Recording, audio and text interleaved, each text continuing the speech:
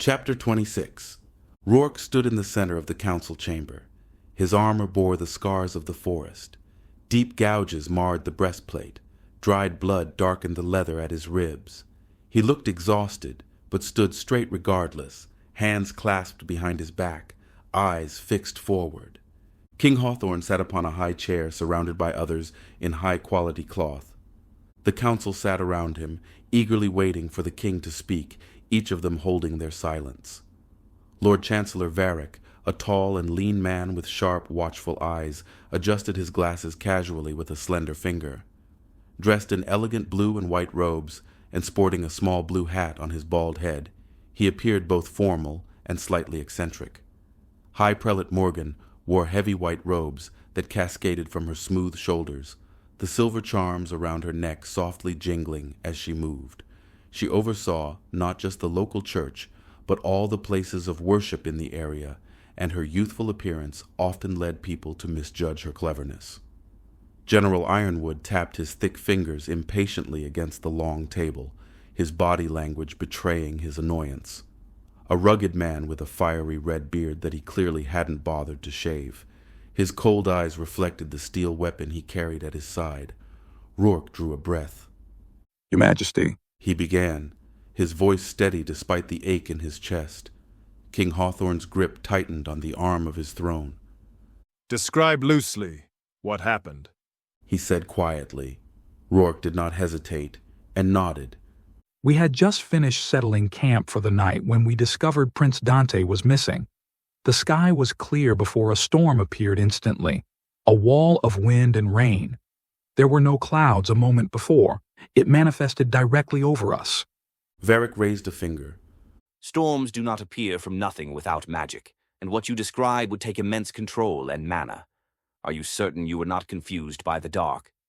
The sky was clear from morning till night and stayed that way, Rourke repeated, clenching his jaw. I really think it must have been some kind of magically conjured hurricane. He carried on. The next day, with Nicholas and the elven scouts' help, we found the prince. The scouts had been keeping an eye on us since we entered the forest. When we reached the place where Dante was, it dawned on us that the kidnapper had led us right to it. She was a beast woman standing between the prince and us. High Prelate Morgus narrowed her eyes. Was she by herself? She was, Rourke said. She was overwhelmingly strong and full of confidence. Captain Amidria and I engaged her since we are seasoned soldiers. Yet we fought like children against an adult. Blades failed to slow her. Her skin was like armor, yet she was able to move with immense speed. General Ironwood barked a laugh, slamming his fist on the table.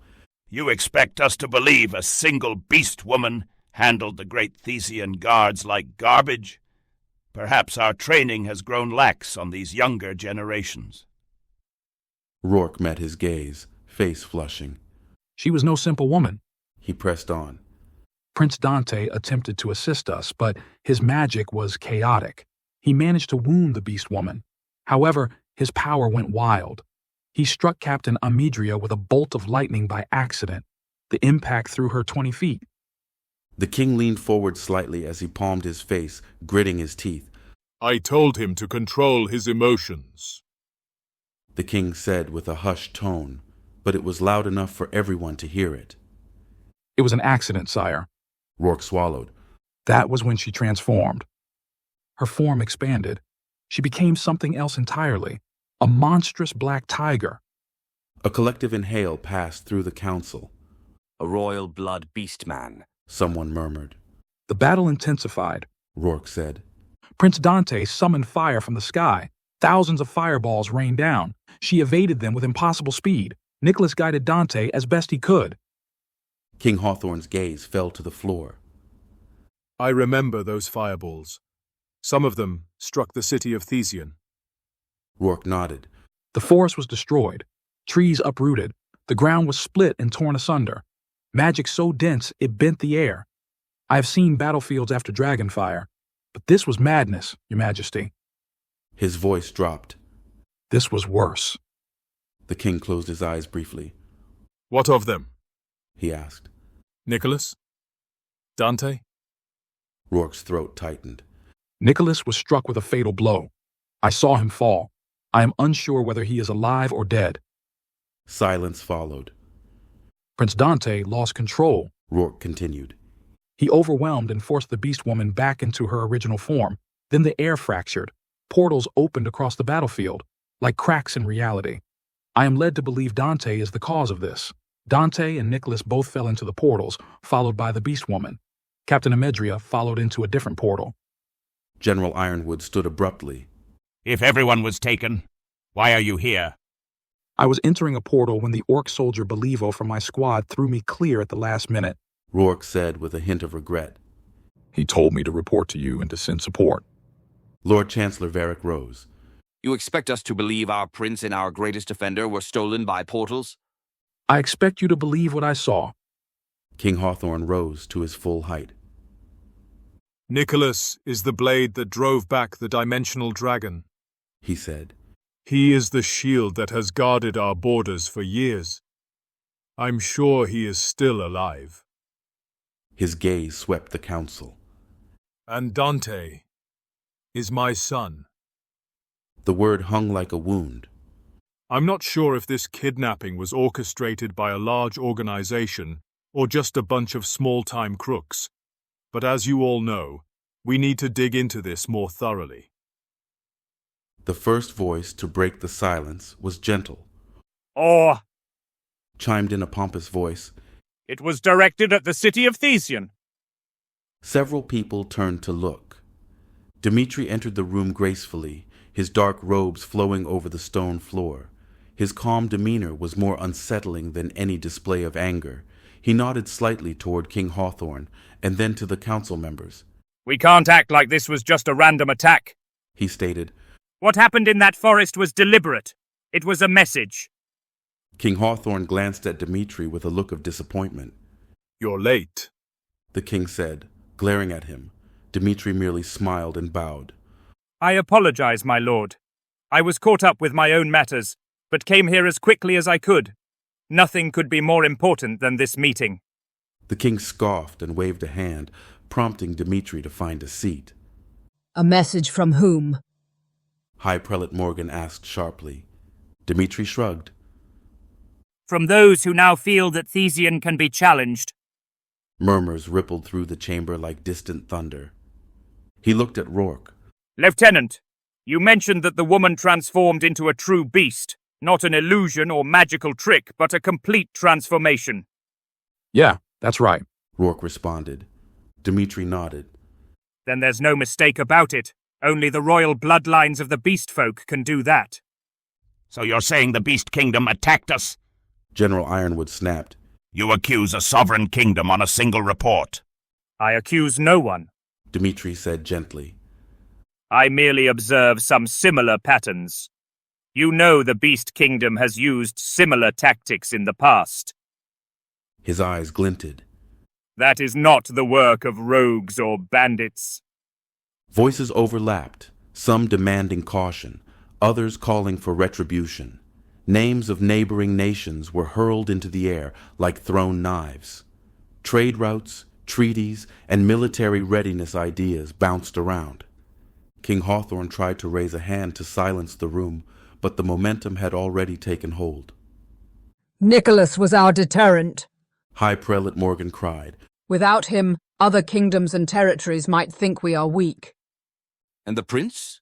Lord Chancellor Varric added. If he has been sent to a random kingdom and has been captured, then they possess a living weapon, Dmitri said quietly. The words struck harder than any shout. The king grew angry with those words, but he could deny what his son was capable of. All he could do was curse that dragon in his mind and what he had done to his son. Silence returned to the room. Dmitri leaned forward with his hands pressed together. We cannot afford uncertainty. If the beast folk were involved, then their king must answer. We must demand the return of our people.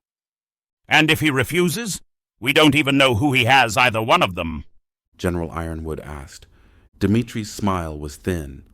While true, we don't know if he has anyone captive, but we need to be prepared. A sickening grin stretched upon Dmitri's face as he paused.